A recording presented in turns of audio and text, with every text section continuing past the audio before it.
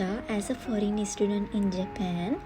ඉතින් මගේ මේ ෆස්ට් බ්ලොග් එක මේ වීඩියෝ එකෙන් මම ඔයාලට ගේන්නේ මගේ ෆස්ට් ෆ්ලයිට් එක්ස්පීරියන්ස් එක ලංකාවේ ඉඳන් ජපානයට ආපු විදිය. ඉතින් මගේ වීසා එක ආවට පස්සේ මුලින්ම කරන්නේ කන්ද විහාරයට ගිහිල්ලා මගේ පවුලයත් එක්ක ආශිර්වාද ලබාගත් එක. ඉතින් දැන් මේ කරන්නේ මගේ බඩු ටික හොඳට සීල් කරලා ඒව ලගේජස් වලට පැක් කරගන්න එක.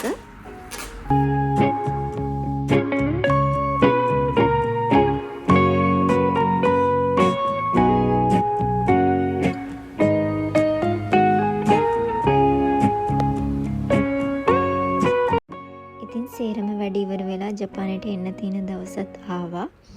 මම ඩිරෙක්ට් ෆ්ලයිට් එකක නෙමෙයි ජපානයට එන්නේ. චයිනා වලින් ට්‍රාන්සිට් වෙලා.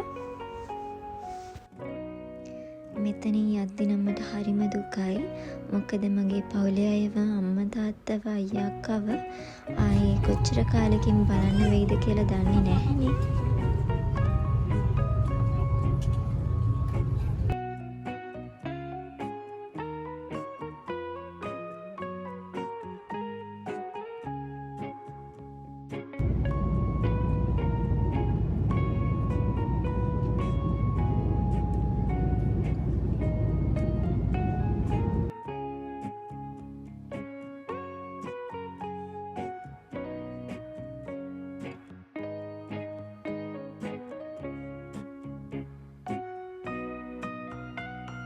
මම දැන් මේ ඉන්නේ චයිනා වල ෂැන්හයි එයාපෝට් එකේ.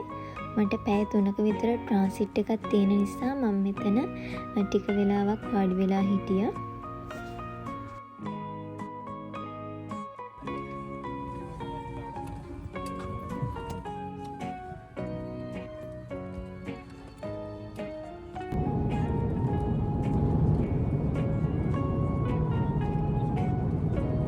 සිත මගේ සූරනා ශෝකී කරනා දැනිනා තාම මා පැරිනා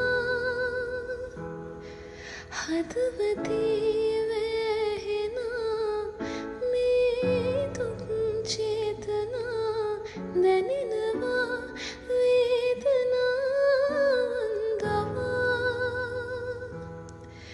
සිත් පැරීනෙත් මගේ බොඳ වෙනා